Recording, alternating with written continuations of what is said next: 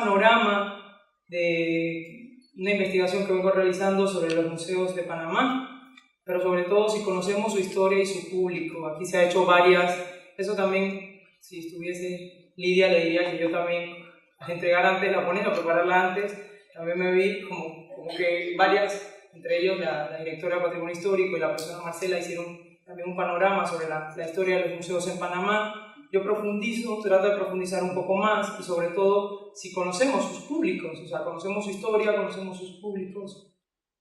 Y ahí comienza. Voy a pasar muy rápido en lo que es un museo, sobre todo dejándole en claro lo que hablaban también todos estos días sobre difunde el patrimonio material y inmaterial de la humanidad con fines de educación, estudio y recreo. De acuerdo al tipo de patrimonio que custodian, los museos tienen diferentes clasificaciones. En este congreso hemos incluido a todas las personas que tienen algún tipo de programa educativo, ya sea centro de visitantes. Decirles que en Panamá casi un 80% de la temática es antropológica, histórica, arqueológica. Sobre todo yo voy a centrarme en los museos estatales, que es la realidad que mejor conozco y que más he investigado porque he trabajado para muchos de ellos.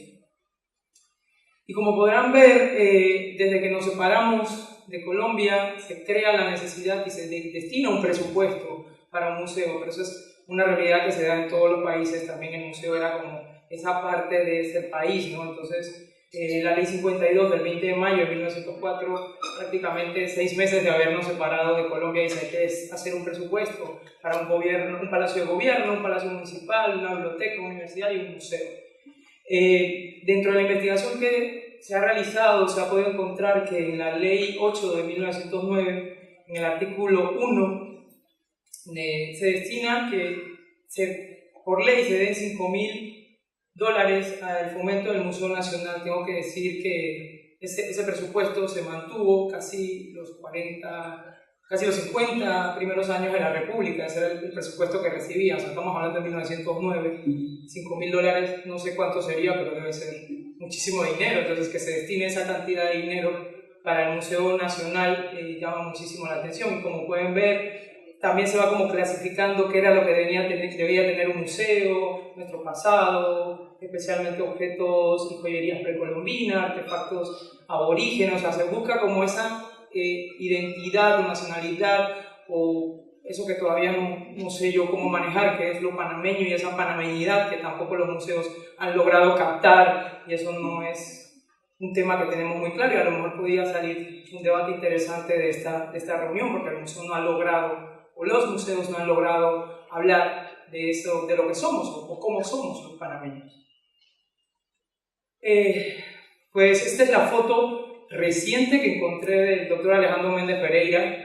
No he encontrado otras fotos de él, señor muy guapo, tengo que decirlo, quien fue director casi 50, desde el 25 hasta el 69 aproximadamente, director del Museo Nacional. He encontrado muchísimas cosas interesantes. Este era el edificio. Cuando él llega al Museo Nacional, lo primero que hace es como dividir colecciones, se separa la colección. Este es donde está la Casa del Soldado, actual Casa de la Cultura Española.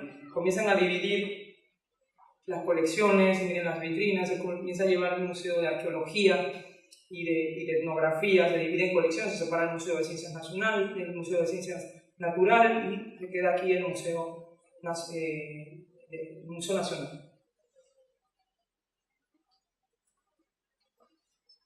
En 1958 se hace una especie de mesa redonda sobre la situación de los museos en Panamá. El documento no tiene, es el documento más antiguo que yo he encontrado sobre la situación de los museos en Panamá. La verdad que vale la pena, la biblioteca lo tiene digitalizado, es muy interesante analizar ese documento del principio al final. Yo he tomado algunas cosas que el mismo doctor Méndez Pereira dice, que llegan miembros de la comunidad y dicen, la palabra museo tiene olor a comején. Eso es, para mí es impactante, que en 1958 que lean la frase, o sea, escuchar la palabra museo ya tiene un olor a comején, un olor a viejo, un olor antiguo. Yo estoy convencida que seguimos muchos panameños creyendo que los museos tienen ese olor, o están desfasados, está lleno de chécheres viejos. Yo tengo una teoría muy particular, es que con todo lo que se ha buscado en crear la panameñidad, lo panameño, los museos no han logrado cubrir ese espacio porque muchos de nosotros, si hagamos un análisis propio, no nos sentimos identificados con esa colección. Esa colección es de gente que no me toca conmigo porque yo no soy ni indígena ni soy negro, entonces todo ese pasado precolombino que está ahí, en una comunidad donde seguimos hablando de nuestros indios, no ha logrado captar a la comunidad en general. Entonces ese análisis sería interesante crear un debate. En ese momento también se habla de lo que se sigue hablando en los informes anteriores. Se han realizado 4 evaluaciones sobre a lo largo de 1909 hasta el 2009 se han realizado 4 evaluaciones sobre la situación de los museos de Panamá y todas repiten lo del círculo vicioso. El desconocimiento de la institución, o sea, no hay la comunidad no conoce los museos, la falta del interés, principalmente la falta de apoyo económico, eso se repite en todos los informes que yo he tenido la oportunidad de leer. Hay uno de 1980 donde habla que no hay un apoyo económico y estamos hablando de una época del declive. Yo me centraré, se ha hecho una clasificación, principalmente la profesora Marcela, ha hecho una clasificación en su artículo 100 años de museos, entre penas y gloria, sobre cómo se da esa evolución de los museos en Panamá. Vuelvo a decir, yo principalmente me centro en los museos estatales porque es la realidad que más conozco, ¿no? Y como soy muy positiva, yo me centraré en el florecimiento de los museos, porque es la parte que me interesa. El Museo Nacional fue creado como una institución de museos múltiples, hasta que en el 74 llega la doctora Reina Torres, se crea la Dirección de Patrimonio Histórico y se divide a clasificar las colecciones, ¿no? Y desde esa época, una de las cosas que yo veo importante durante esa evolución es la estructura que tiene el Instituto Nacional de Cultura y sobre todo la Dirección de Patrimonio Histórico. Fíjense, en el Departamento de Museos y Monumentos Históricos, desplaza todos los museos que había en ese momento, y el Departamento de Investigaciones Científicas, y si uno sigue leyendo más, el Departamento de Investigaciones Científicas tenía la finalidad de ayudar a los museos. Entonces se trabajaba multidisciplinariamente, transdisciplinariamente, y había un equipo que formaba esa dirección. Bueno, de qué hablarle de publicaciones, de guías, de revistas, de cada exhibición tenía un manual. Esto es una de las colecciones que se publicaron durante esa época de florecimiento de los museos. Hubo toda una campaña para que cada exhibición, cada museo, llama la atención que esa es una de las pocas guías que se hace sobre los museos de Panamá. Hace un año la profesora Golcher publicó como una guía de teléfono sobre los museos de Panamá y yo creo que ahorita la exposición que tienen afuera de los pósteres es como otra guía de los museos de Panamá. Muy poco se ha visto una guía estructurada con esa historia de los museos. También en el 2006 se creó la Red Centroamericana de Museos, donde Panamá formó parte, y se hizo una guía de museos virtual donde aparecían todos los museos. Dentro del florecimiento una de las partes muy importantes fue tratar de llevar los museos al interior. Pero no solo era de llevar los museos a la comunidad, sino de apropiarse de sitios emblemáticos en esa comunidad. Es el Museo de la Nacionalidad en la Villa de los Santos, creo que la mayoría de nosotros lo conocemos.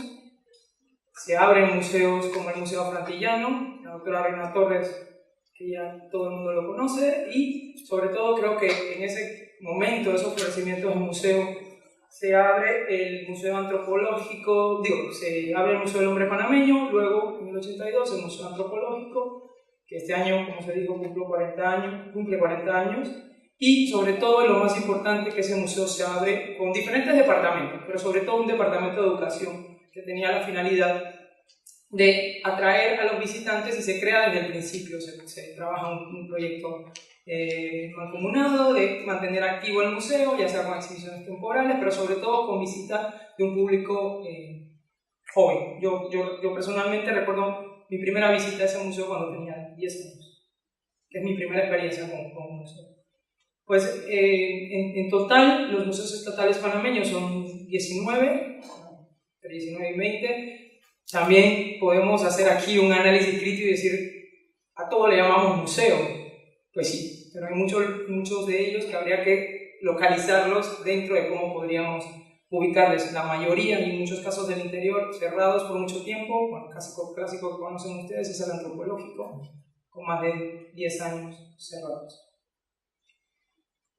Lo importante que se ha buscado en los museos estatales es el contenido. El Museo de Arte Religioso, con una colección de arte religioso colonial, los museos del interior, ubicados en edificios emblemáticos para la comunidad y con una colección que intenta, quizás no logra, abarcar ese museo regional que se diría que es cubrir a la provincia, ¿no?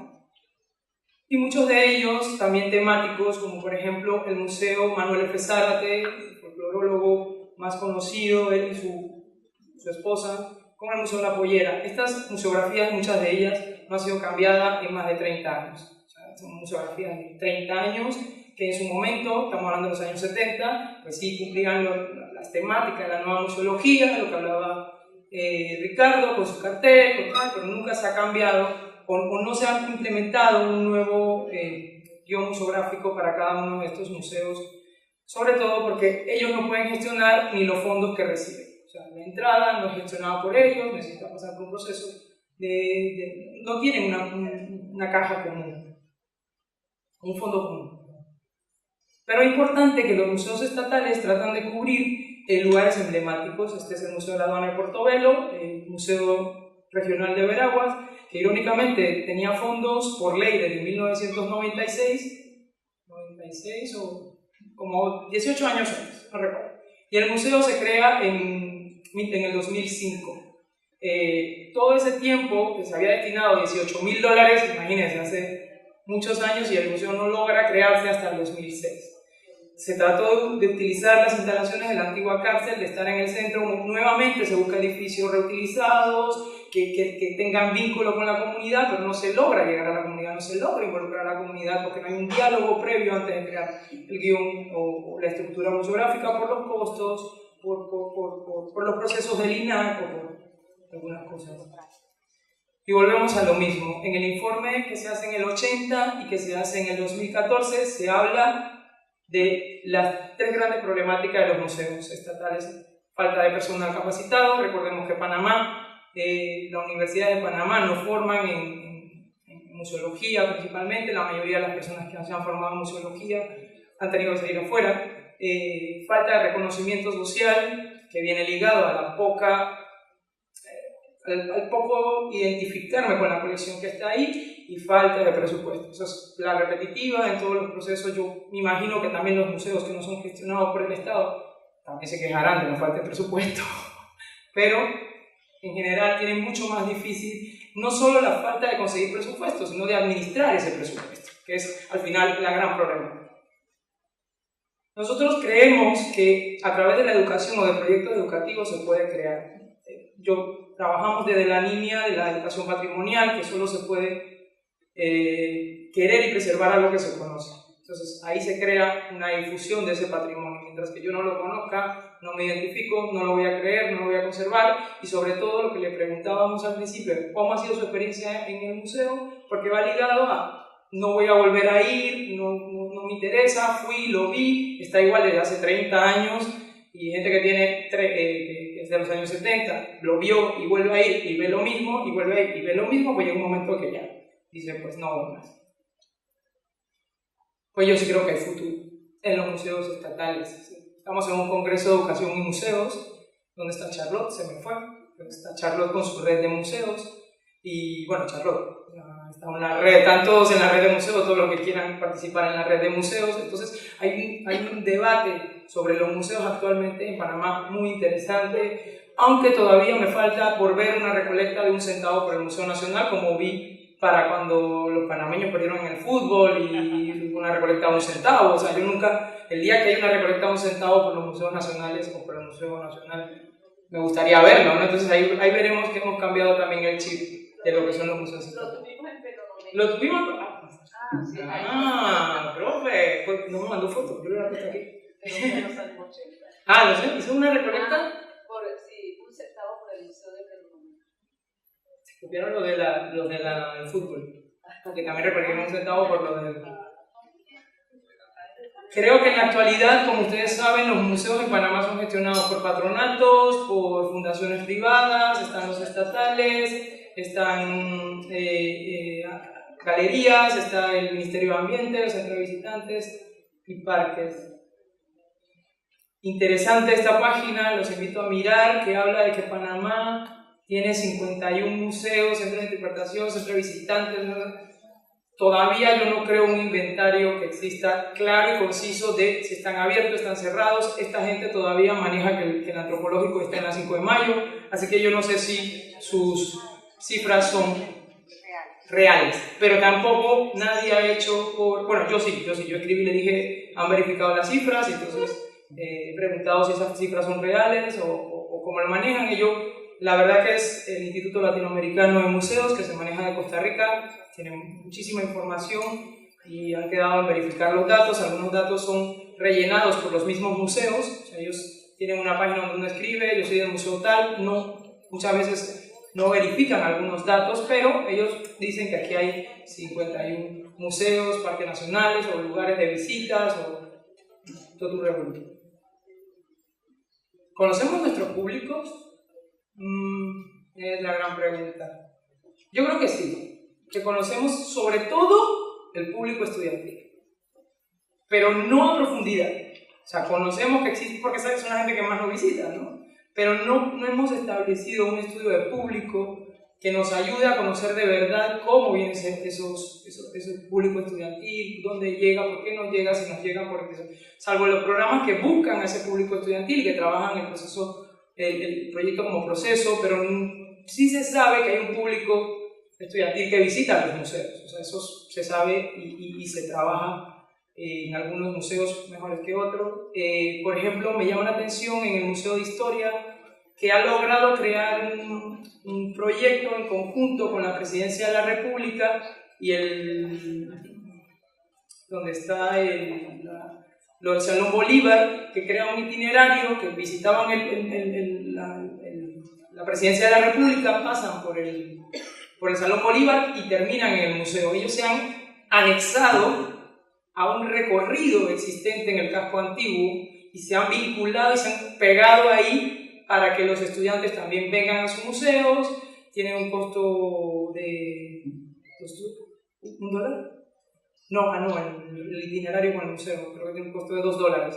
$2, pero haces un itinerario por el casco antiguo, está bien estructurado, podrían mejorarse como todo, pero tiene, le faltaría panfletos, pero me parece interesante cómo el Museo de Historia pudo salir en ese recorrido y anexarse a algo que visitan muchísimos estudiantes en Panamá, que es la Presidencia de la República. Es importante para conocer a nuestro público un registro de visita. Tampoco se ha encontrado, en el 2010 la red, a través de Adriana, intentaron hacer un estudio de visitantes y los datos son muy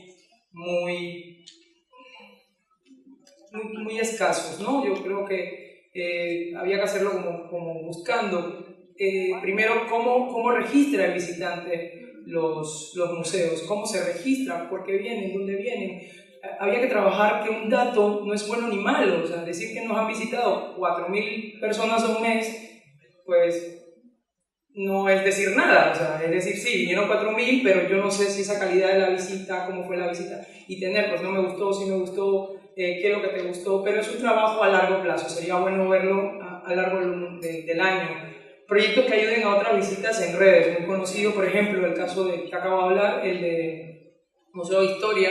No he conocido ninguna red, ninguna red de visitas continuas, que existe una red de museos donde diga, usted compra un carnet y si usted visitó el biomuseo y como el Camino de Santiago, o sea, visitó un lugar, vas al otro y va quedándote una red de museos, o sobre todo en el Centro de Visitantes de Miraflores yo no encuentro ningún MUPI sobre otros museos, que es uno de los museos más visitados en Panamá, o sea, y muy bien llevadas las estadísticas. No se han creado redes de apoyo de un museo a otro museo, espero que eso también salga en las declaraciones. Sería interesante que los museos que tienen más o que tienen más ideas vean cómo pueden colaborar con los museos que tienen menos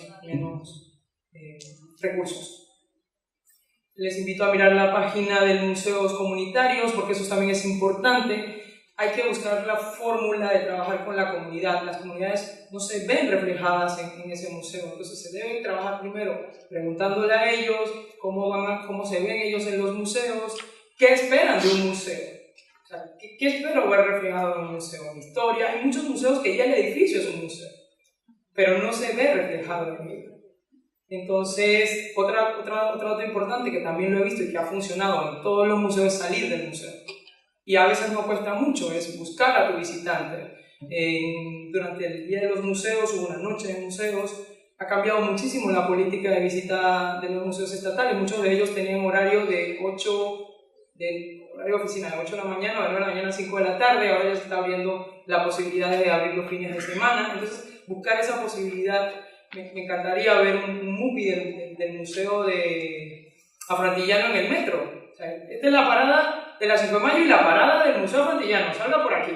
O sea, no ha logrado captar ese público y circula un montón de gente por ese metro, y a lo mejor antes de entrar al metro pues paso por el Museo Afroantillano. No sé, creo que hay que buscar la estrategia de buscar a esos y aprovecharse de los recursos que tenemos. A la estación del metro de la 5 de mayo, yo no sé cuánta gente está pasando por ahí, pero debería, ya que es una parada que tiene al lado un metro, o sea, que es un museo que tiene al lado un metro, buscar una estrategia de ese público que no nos llega, porque no hemos hecho una investigación por qué no visitamos museos, o por qué el panameño no visita museos.